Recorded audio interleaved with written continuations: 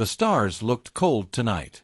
Ambassador Elias Vance stood alone on the observation deck of the human embassy station, watching the distant lights that humans had dreamed about for thousands of years. The station orbited Neptune, far from Earth, far from the warmth of the sun. But he liked it here. The silence helped him think. He was 63 years old. His hair had turned gray 10 years ago, and the lines on his face told stories of difficult negotiations and sleepless nights. He had served humanity for 40 years, first as a translator, then as a diplomat, and now as the voice of his entire species in the great halls of the Galactic Council. 43 years. That was how long humanity had been part of the Council. 43 years since the first alien ships appeared in Earth's sky and changed everything. He remembered that day. He had been 20 years old, a student studying languages at a university in Seoul. He had watched the news with millions of others as the massive vessels descended through the clouds. The aliens had not come to conquer. They had come to evaluate.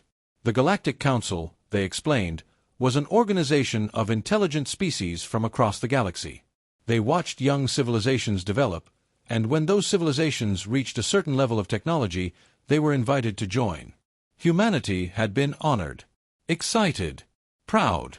That pride had faded quickly. The doors behind him opened with a soft sound. He did not turn around. He knew who it was by the pattern of footsteps. "Ambassador," Lieutenant Mira Chen said. Her voice was careful, controlled. "A message has arrived from the Council." He finally turned. She was young, only 32, but she had already seen enough of galactic politics to lose her innocence. She held a tablet in her hands, and her face was the kind of blank that meant she was hiding strong emotions. "Show me," he said. She handed him the tablet. The holographic seal of the Galactic Council floated above the screen, glowing amber. Amber meant mandatory attendance. No choice. No excuses. Vance read the message slowly. His expression did not change, but inside something cold settled in his stomach. "They are meeting about territorial redistribution," he said. "The hegemony has submitted a claim." "I see that. The claim is for the Proxima system." He set down the tablet. He walked back to the window and looked at the stars again. Somewhere out there, hidden by distance and darkness, was Proxima, humanity's first colony outside the solar system. The first world where humans had built cities under an alien sun. 3 million people lived there. Farmers, teachers, engineers, children who had never seen Earth but who still called themselves human. His own daughter lived there. She taught young children how to read. His granddaughter, just 2 years old, was learning to walk on that distant world. "On what grounds?" he asked quietly. "Prior survey," Chen said, her voice tight. "They say one of their probes passed through the system 600 years ago. They claim this gives them ownership. 600 years ago, humans had been fighting with swords. They had not even known other planets existed. But the Galactic Council operated on different rules. Older species had more power. Older claims had more weight. And the hegemony was very, very old. The probe did not stop," Vance said. "It did not land. It did not build anything. No, sir. It simply passed through. And on this basis, they wish to take a world where 3 million humans have lived for 2 generations." "Yes, sir." Vance closed his eyes. He had fought many battles in the council chambers. He had argued for human rights, human dignity, human recognition. Sometimes he won small victories. Most times he lost. The older species looked at humanity the way adults looked at children, with amusement, with impatience, with a certainty that humans did not truly understand how the galaxy worked. Perhaps they were right. Perhaps humans did not understand. But humans understood some things very well. They understood what it meant to build a home. They understood what it meant to raise children in a place and call it yours. They understood what it meant to fight for something worth keeping. "Prepare the delegation," he said. "Full formal attendance." "Everyone, sir." "The council has already decided. The votes are counted before the meeting even begins." "This is just." "I know." He turned to face her. "Prepare the delegation anyway." She hesitated. She wanted to say something more, he could see. She wanted to tell him that it was pointless, that nothing they did would change anything, that the council had already made up its mind. She was probably right. But she was also young, and she still believed that he might have a plan. "Yes, sir," she said finally. She turned and left. Vance remained at the window. He thought about his daughter. She had been so excited to join the colony mission 20 years ago. She had sent him pictures of the first sunrise she saw on Proxima. The sky there was different, more orange, the sun a little cooler and larger than Earth's sun. She had written that it was beautiful. She had met her husband there, a man named Marcus, an engineer who helped build the water treatment systems. They had married under that orange sky. They had a daughter now, little Elena, who would grow up never knowing Earth unless the council took it all away. He reached into his pocket and pulled out a small photograph. It was old technology, a physical picture printed on paper. His wife had given it to him before she died 15 years ago. It showed their family together, himself, his wife, their daughter as a teenager. They were standing in front of their house, smiling. His wife had always believed in humanity. She had believed that if humans worked hard enough and showed their worth, the galaxy would accept them. She had believed in fairness. She had died still believing. Vance put the photograph away. He loved his wife's memory, but he could no longer share her faith. The galaxy was not fair. The council was not just. And humanity would never be accepted. Not really. They would always be the youngest, the smallest, the least important voice in the room. Unless something changed. He walked to his desk and sat down. From a locked drawer, he pulled out a data chip. It was small, barely larger than his fingernail, but it contained something important, something he had been preparing for 3 years in secret, telling no one. He looked at it for a long moment. Then he put it in his pocket next to the photograph. Tomorrow, he would go to the council. He would listen to them laugh. He would watch them take his daughters home with a wave of their hands. He would see 411 species vote against humanity once again. And then he would do something that no one expected. He was tired of asking for fairness. He was tired of begging for scraps at a table full of beings who had never respected humanity and never would. He was tired of watching his people suffer while the galaxy smiled and told them to be patient. 43 years of patience. 43 years of hope. 43 years of disappointment. Enough. He looked out at the stars one more time. Somewhere out there, his granddaughter was sleeping under an orange sky, dreaming whatever dreams 2-year-old children dream. She did not know that powerful beings in a distant chamber were deciding her future. She did not know that her world was being taken away. But her grandfather knew. And he had made a decision. The galaxy would remember tomorrow. Not because of what the council did, but because of what humanity would do in response. For the first time in a long time, Ambassador Elias Vance smiled. It was not a happy smile. It was the smile of a man who had stopped hoping and started planning. The smile of a man who had nothing left to lose. The stars looked cold tonight. But they would look different tomorrow. Everything would look different tomorrow. The great chamber of the Galactic Council was the largest room Vance had ever seen.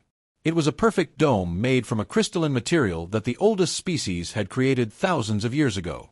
The ceiling rose so high that clouds sometimes formed near the top.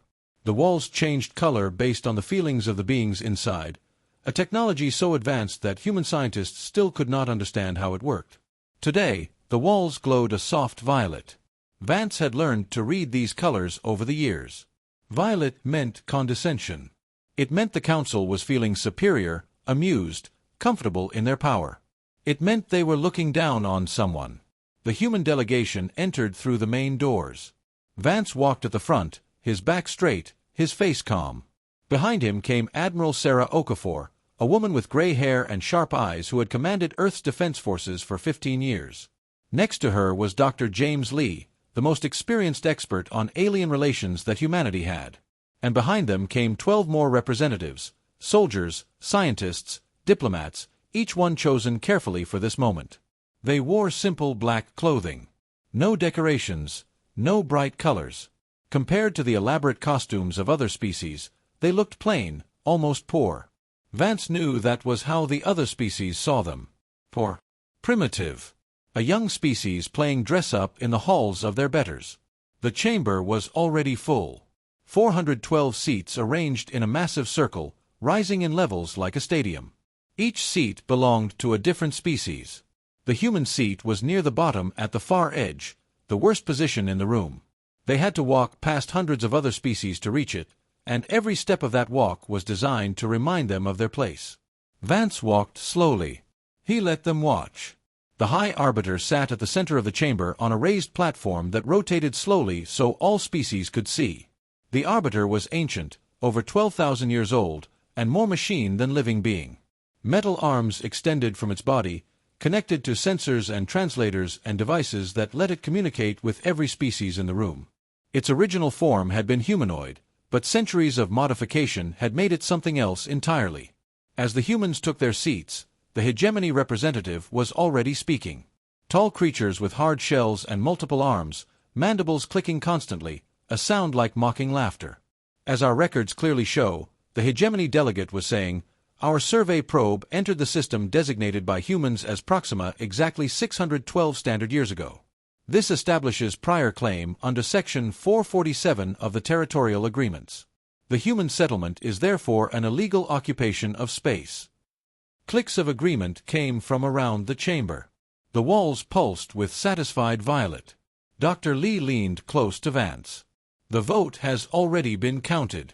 409 in favor of the claim. This is just a show." "I know," Vance said. "Then why are we here?" He did not answer. The hegemony delegate continued. "The hegemony is generous. We do not seek punishment for the human's mistake. We understand that young species often do not know the proper procedures. We offer to relocate the human settlers to a more suitable location. Perhaps a moon somewhere, or an asteroid belt. Somewhere appropriate for a species of their development level." More clicking. More laughter. The walls brightened with amusement. Admiral Okafor's hands tightened on the arms of her chair. Vance could see the anger in her eyes, carefully controlled. She had spent her life defending humanity. She had lost friends and colleagues in border conflicts that the Council refused to acknowledge. And now she had to sit and listen to them give away a world with 3 million humans on it. "The Council will now vote," the High Arbiter announced. Its mechanical voice echoed through the chamber. "All in favor of recognizing hegemony territorial claim to the Proxima system, please indicate." Lights appeared above each seat. Green for yes, red for no, yellow for abstaining. Vance watched as green lights spread across the chamber like a disease. One after another after another. Species that humanity had helped. Species that humanity had traded with. Species that humanity had considered allies. All of them voting green. The human light glowed red. Alone. 2 yellow lights appeared. The Collective and the Republic, both small species who owed humans favors. They did not dare vote against the majority, but they could not bring themselves to vote for it either. The rest was green. "The motion passes," the High Arbiter said. 409 in favor, 2 abstaining, 1 opposed. The Proxima system is hereby recognized as hegemony's sovereign territory. Human settlers will be provided with transport vessels to relocate within 60 standard days. Vance rose to his feet. "High Arbiter, I wish to address the Council." Silence fell. 411 species turned to look at the small human standing in his plain black clothes at the edge of the chamber. The Arbiter's sensors focused on him. "Ambassador Vance, you have already cast your vote. The matter is decided. I do not wish to discuss the vote. I wish to make a statement for the record." The violet walls flickered with irritation. Vance could feel the mood of the chamber. Annoyance, impatience, the desire to move on to more important matters. "Statements for the record are permitted," the Arbiter said finally. "You may proceed. Please be brief." Vance looked around the chamber. He saw the hegemony representatives' mandibles clicking with anticipation. He saw the observers with their bored expressions. He saw the delegates looking away, unable to meet his eyes. He saw 411 species who had decided that human homes, human lives, human dreams meant nothing. He took a deep breath. 43 years ago, humanity received an invitation. We were told that the Galactic Council was an organization built on peace, on cooperation, on mutual respect between all intelligent species. The violet darkened slightly. This was not what they expected. We were honored by this invitation. We accepted with hope in our hearts. We believed that we were joining a community, a family of species working together for the good of all. He paused. We were wrong. The chamber stirred. The walls shifted toward orange, confusion and growing unease. In 43 years, humanity has contributed more than any other species of our age. We have provided 17% of all emergency relief missions. Our doctors have developed treatments that save lives across 38 different species. Our engineers have solved problems that older species had given up on. Our soldiers have kept peace in regions where others refused to go. His voice remained calm, steady, but it carried. And what have we received in return? Our mining rights in our own solar system were taken and given to others. Our trade routes were blocked. Our scientists were denied access to shared knowledge. Our requests for fair treatment were ignored. Our people were treated as servants, as children, as a species too young to matter. The hegemony representatives' mandibles stopped clicking. The chamber had gone very quiet. And now you vote to take our first colony. 3 million people, children who have never known another home. Families who built their lives on that world. You take it because a probe, a machine that never stopped, never landed, never built anything, passed through that system 6 centuries ago. He looked at the High Arbiter. This is not justice. This is not cooperation. This is not peace. His voice dropped lower. This is theft. And humanity will no longer participate in it. The orange walls were shifting toward red. Alarm. Uncertainty. Surprise. Vance reached into his pocket and pulled out the data chip he had carried from Neptune. Small and simple, it looked like nothing. But it contained everything. He placed it on the podium in front of him. This contains humanity's formal notice of withdrawal from the Galactic Council, he said. Effective immediately. All treaties, agreements, and obligations are terminated as of this moment. 4-3 heartbeats, there was absolute silence. Then the chamber exploded into chaos. Species that had not spoken to each other in thousands of years were suddenly shouting across the room. The walls flashed through colors so quickly that they became almost white. A storm of emotions from 411 different species, all feeling shock at the same moment. The High Arbiter raised its mechanical arms, broadcasting a signal for silence. It took almost 3 minutes for the chamber to calm enough for anyone to speak. Ambassador Vance, the Arbiter said, its translated voice carrying a note that might have been disbelief. You cannot be serious. In 12,000 years of Council history, no species has ever voluntarily withdrawn. Then humanity will be the first, Vance replied. He remained standing, his hands at his sides, his face showing nothing. Behind him, his delegation sat in perfect stillness. They had known this was coming. They had prepared for this moment. The hegemony representative pushed forward, its multiple arms waving. This is absurd. This is theater. The humans are trying to pressure us into changing our vote. They cannot actually leave. The economic consequences alone would destroy them. Perhaps, Vance said. That is our choice to make. The hegemony delegate clicked its mandibles in what passed for a laugh. Humans have no choice. You need our technology. You need our trade routes. You need our protection. Without the Council, you are nothing. A small species on the edge of the galaxy surrounded by dangers you cannot even understand. Vance turned to face the hegemony delegate directly. You are right. We do need many things. But we have learned over 43 years that need does not create friendship. It creates slavery. The chamber stirred again. The walls pulsed with uncomfortable colors. Every year, humanity asks for fair treatment. Every year we are told to wait, to be patient, to prove ourselves. We have been proving ourselves for 43 years. We have saved lives, built technology, kept peace. And still we are told we are too young, too primitive, too insignificant to deserve respect. He looked around the chamber, meeting the eyes of as many species as he could. When will it be enough? When will humanity have proven itself? Another 40 years. Another 100. Another 1,000. He shook his head slowly. The answer is never. We understand that now. No matter what we do, no matter what we achieve, we will always be the youngest species in this room. We will always be the ones told to sit down, be quiet, and accept whatever scraps the older species decide to give us. A high-ranking official from the Arbiter's staff raised a limb to speak. Ambassador, please. Let us discuss this rationally. The Council offers many benefits to member species: protection, trade, access to technology. If you leave, you lose all of these things. Your people will suffer. Our people are already suffering, Vance said. You just voted to take their homes. 3 million people will be forced to leave the world they built with their own hands. Children will lose the only sky they have ever known. And for what? Because a machine flew past 600 years ago. He turned back to the full chamber. You speak of benefits.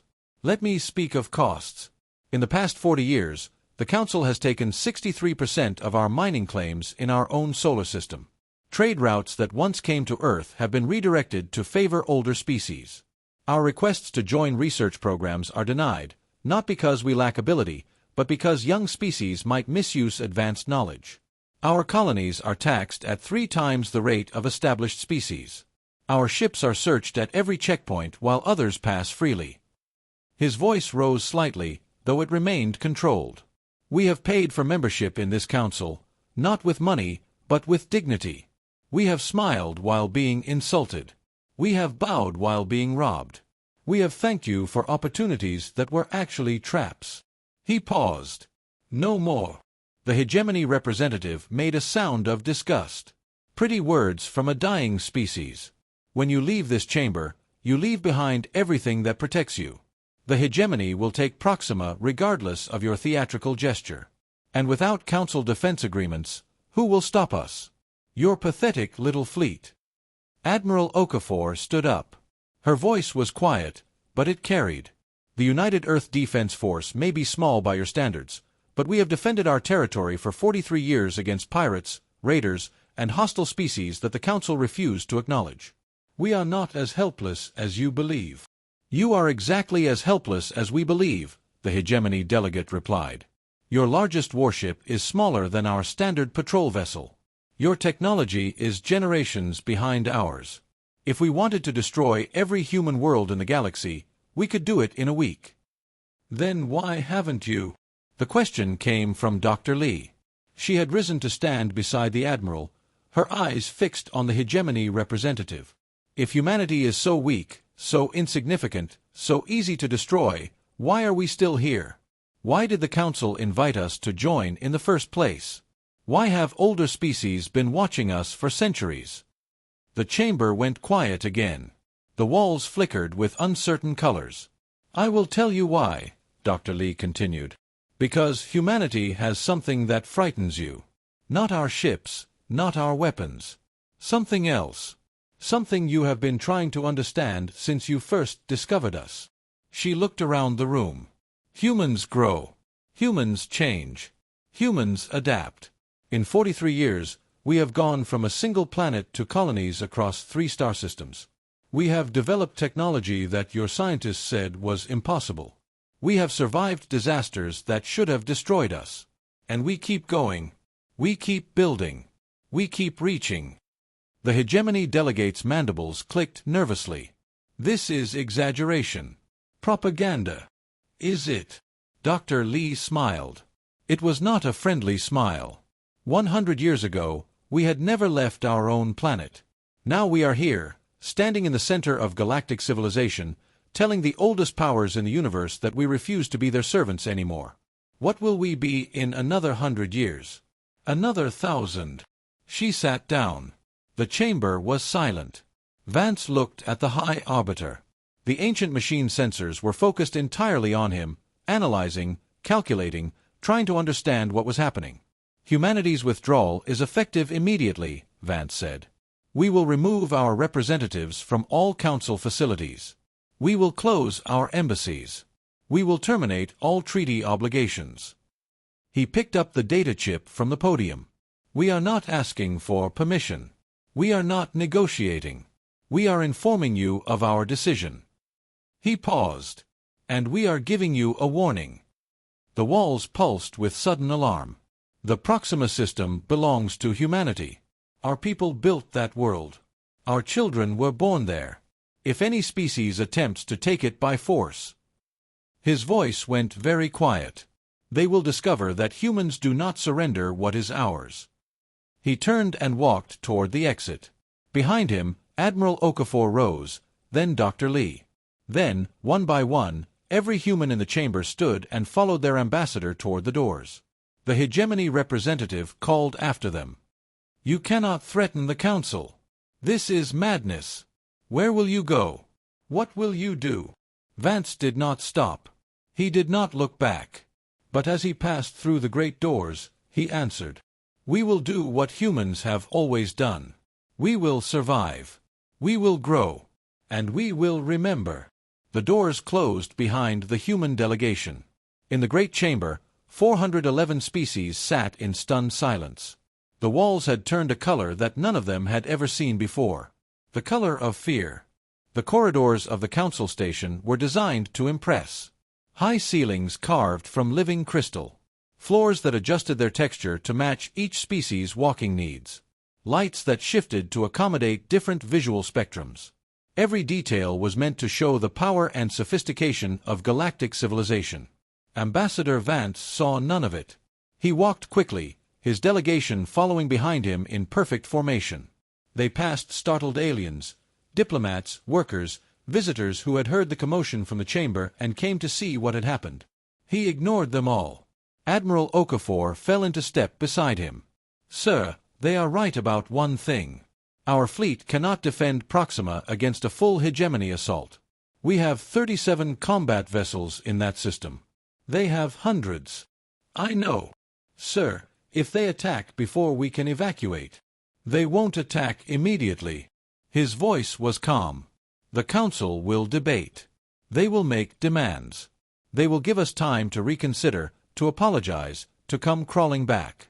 That is how they operate. They expect us to break. And when we don't—" Vance did not answer. They had reached the docking bay where the human transport waited. It was a small ship compared to the massive vessels of other species. Functional, efficient, undecorated. Like the humans themselves. Dr. Lee caught up to them. "Ambassador, I'm receiving messages from 17 different species requesting private meetings. They want to discuss trade alternatives. Bilateral defense agreements. Even the hegemony's allies are reaching out. Tell them all the same thing. Humanity is not interested in side deals while we are still part of the Council. We are leaving completely. Any species that wants to talk to us can do so after we have established our independence. Sir, some of these offers could be very valuable. That is exactly why we cannot accept them." Vance stopped at the ship's entrance and turned to face his delegation. The Council's power comes from making every species dependent on them. Trade agreements that require Council approval. Defense treaties that only work if you stay a member. Technology sharing that can be revoked at any time. He looked at each of them in turn. If we accept special deals now, we become trapped in a different kind of cage. We are leaving because the system is broken. Not because we want a better position within the broken system. We want something new. Something built on actual fairness. Not the pretend fairness that the Council offers. Lieutenant Chen stepped forward. She had been quiet since they left the chamber, but now she spoke. "Ambassador, what happens to the colonists? The 3 million people on Proxima? They will be evacuated. To where?" "Everywhere." Vance allowed himself a small smile. "Did you think we had no plan, Lieutenant? That I stood up in the council chamber and announced our withdrawal on impulse?" He pulled out a second data chip, the one he had kept hidden, the one he had not shown to anyone. For 3 years, humanity has been preparing for this moment. New colony ships built in secret facilities in the outer solar system. Hidden bases on moons and asteroids that the Council never discovered. Supply caches positioned along routes that bypass all Council checkpoints. Admiral Okafor's eyes widened. "Sir, I oversee military intelligence. I knew nothing about this." No one knew. Not military intelligence. Not the civilian government. Not even the president until last month. His expression was serious. "The Council has spies in every human organization. Every message we send through normal channels is monitored. Every secret we share is eventually discovered. This plan could only survive if no one knew about it." He handed the chip to Okafor. "This contains everything. Coordinates, schedules, contact protocols. The evacuation of Proxima has already begun. Ships started moving 12 hours ago, before we even arrived at the Council." Dr. Lee shook her head slowly. 3 million people. You evacuated 3 million people without anyone noticing." "Not evacuated. Relocated." Vance began walking up the ramp into the ship. "Evacuation is running away. Relocation is moving to a better position." The others followed him aboard. The ship's interior was simple: rows of seats, basic life support, nothing extra. Humans had learned to do without luxuries. As they strapped in for departure, a young officer named Park spoke up. He had lost his older brother in a border conflict 3 years ago, a conflict that the Council had refused to even acknowledge. His voice was thick with emotion. "Ambassador, I have to ask. In the chamber, you said humanity would remember. What did you mean?" Vance was quiet for a moment. The ship began to move, sliding out of the docking bay and into open space. Through the small windows, they could see the massive Council station shrinking behind them. A monument to 12,000 years of galactic civilization. "There is an old human saying," he finally answered. "Forgive your enemies, but never forget their names." He looked out at the stars. "The Council has spent 43 years teaching humanity our place. They have shown us exactly how they treat younger species. They have demonstrated that fairness is a lie, that cooperation is a trap, and that power is the only thing that matters." His voice was quiet, but it carried through the small cabin. "We will remember every lesson, every insult, every betrayal. Not because we want revenge. Revenge is for the weak. We will remember because knowledge is power. They have taught us what the galaxy really is. Now we will use that knowledge to build something better." The ship accelerated, heading toward the relay gate that would take them home. Behind them, emergency meetings were already being called. The Council was in crisis mode. Nothing like this had ever happened before. Commander Okafor, a grizzled officer who had spent 15 years on the frontier, spoke from his seat. "They will come for us. Maybe not tomorrow, maybe not next month, but eventually they will decide that letting humanity go is too dangerous. They will try to bring us back by force." "Yes," Vance said. "They will. And what will we do?" Vance turned to look at his people. These 12 representatives. And through them, the 8 billion humans who called Earth home. The 3 million on Proxima. The hundreds of thousands scattered across stations and outposts throughout human space. All of them waiting to hear what would happen next. "We will show them something they have never seen before," he said. "A species that refuses to be controlled. A species that would rather die free than live as servants." He stopped. Through the window, something was visible. Something impossible. The relay gate ahead was activating. But not for their ship. Something else was coming through. Ships. Dozens of them. Then hundreds. Human ships. They emerged from the gate in perfect formation, spreading out across space like a flower blooming. Destroyers, cruisers, carriers, ships that the Council had never seen before. Built in secret facilities that even Vance had not known about. Admiral Okafor stood up, her face pale with shock. "That's not possible. We don't have ships like those. We've never had ships like those." A communication signal came through. A young voice, female, calm, professional. "Ambassador Vance, this is Captain Elena Vasquez of the UEDF Perseverance. We received word that you might need an escort home. The First Fleet is at your service." Vance stared at the ships outside. There were so many. Where had they come from? How had they been built without anyone knowing? Then he understood. The plan had been bigger than even he knew. The secret preparations had gone deeper than anyone could have imagined. Someone, many someones, had been planning for this day for a very long time. Humanity had not just been preparing to leave the Council. Humanity had been preparing to survive. "Captain Vasquez," Vance said slowly, "how many ships are in this fleet?" There was a pause. Then the young captain replied, "Ambassador, this is only the first fleet. There are 4 more. The human delegation sat in stunned silence.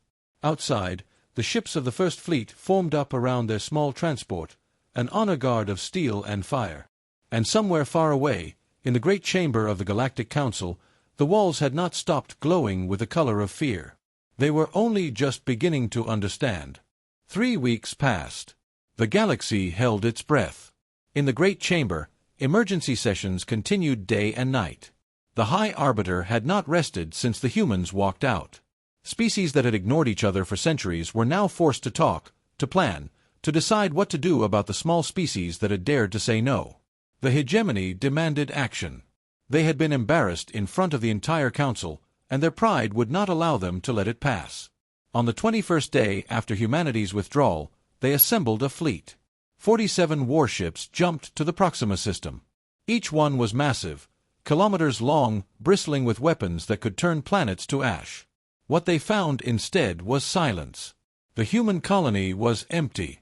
Cities stood abandoned, their lights still on, their streets deserted. Farms lay quiet, crops still growing with no one to harvest them. Schools, hospitals, homes, all left behind as if the people had simply vanished in the middle of their daily lives.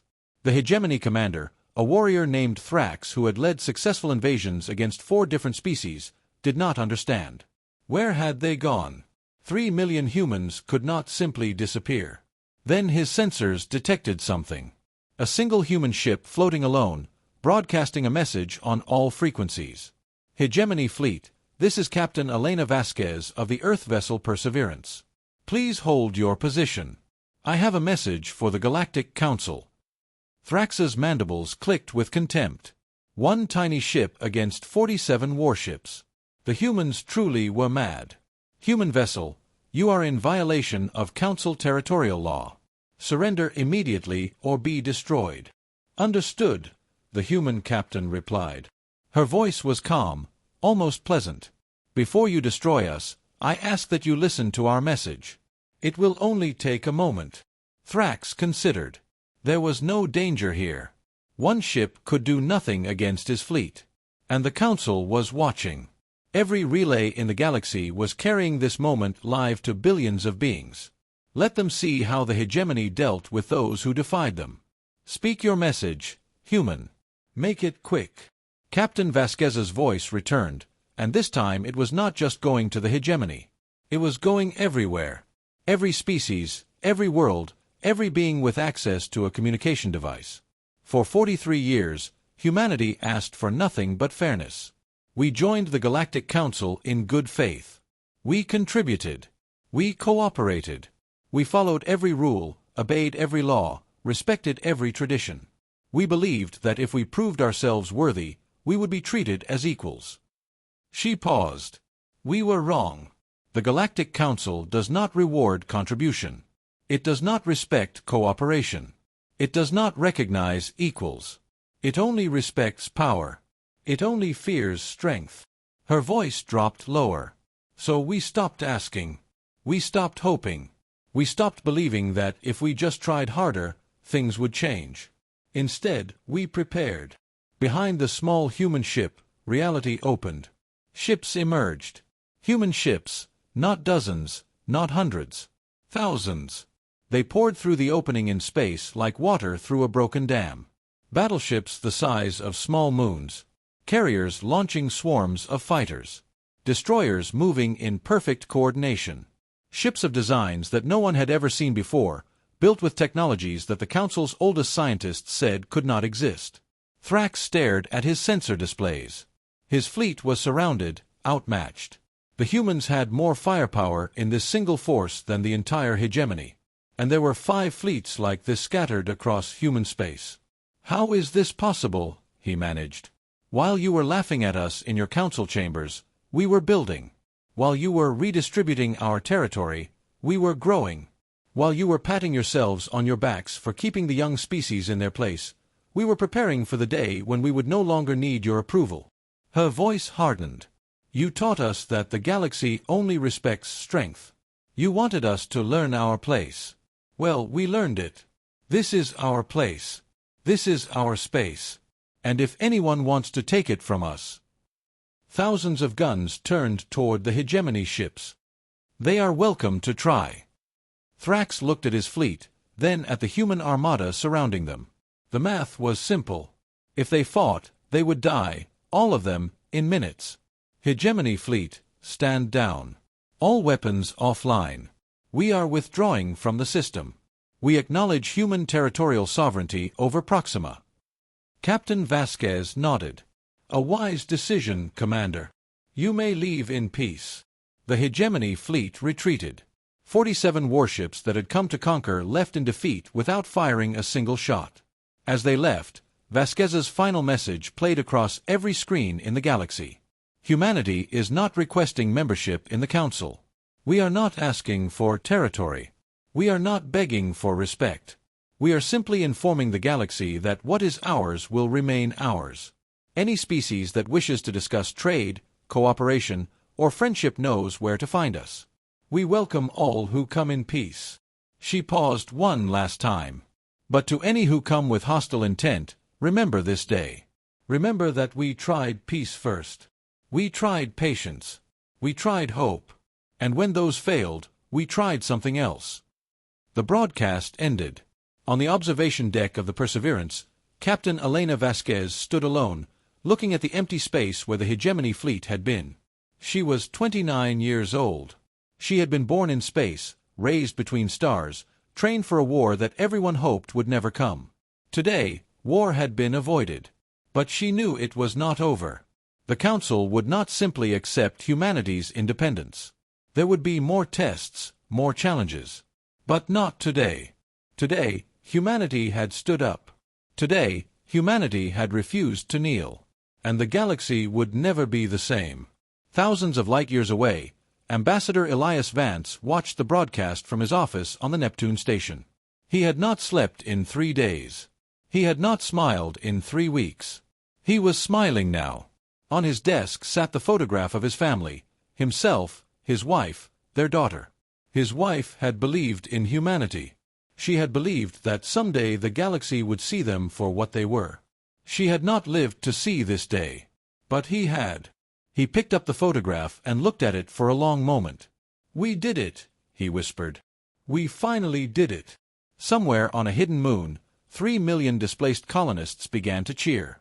Somewhere in an apartment in Lagos, an old man named Han closed his eyes and smiled. Somewhere across the galaxy, 411 species sat in stunned silence, wondering what would come next. The humans had left the chamber. And the galaxy would never be the same. 3 weeks after humanity walked out of the council chamber, the Hegemony fleet returned to Proxima. Not to conquer. To observe. 47 warships emerged from jump space expecting empty colonies and fleeing refugees. What they found instead changed everything. The human cities were not abandoned. They were transformed. The streets that had been deserted during their first visit were now filled with people. The farms were being harvested. The schools were open. 3 million humans had not fled. They had simply waited underground while the Hegemony fleet passed overhead, then emerged and resumed their lives as if nothing had happened. A single human ship waited for them. The same small vessel, the same calm voice. "Welcome back to Proxima, Commander Thrax. Would you like a tour? We've made some improvements since your last visit." Thrax stared at his sensors.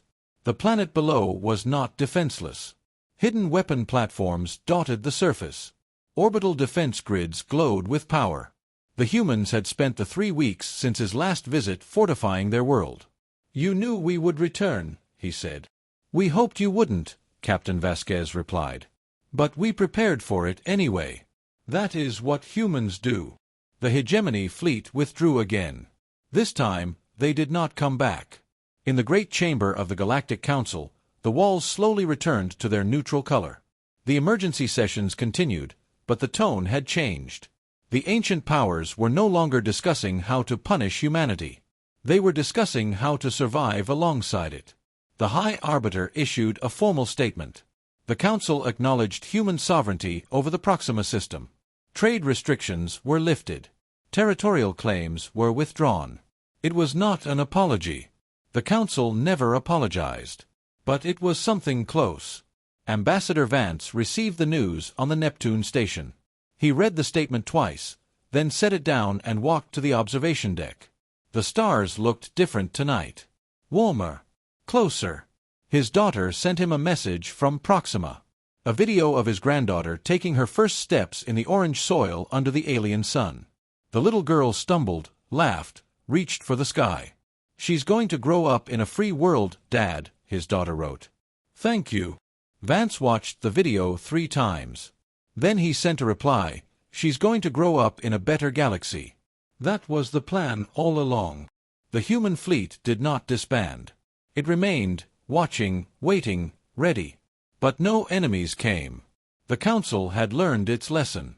The hegemony had learned its limits. The galaxy had learned that humans were not prey. 43 years of patience. 43 years of hope. 43 years of being told to wait, to be patient, to accept less than they deserved. It had ended in a single moment, not with a war, not with a battle, but with a quiet walk out of a chamber and a door closing behind them. Humanity had not won through strength. They had won through refusal. Refusal to accept injustice. Refusal to bow. Refusal to be what others expected them to be. In the years that followed, the Galactic Council changed. Not because humanity demanded it. Humanity was no longer a member. But because every young species in the galaxy had watched what happened.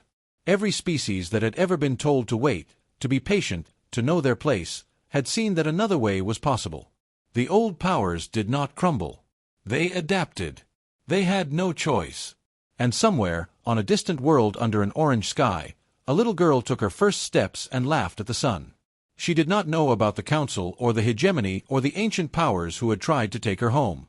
She only knew that she was safe, that her mother was holding her hand, and that the sky was beautiful. Her grandfather watched from light years away and smiled. "Forgive your enemies," he whispered, "but never forget their names. And never, ever stop building." The stars looked warm tonight. Everything looked different now. Humanity had left the chamber. And the galaxy would never be the same.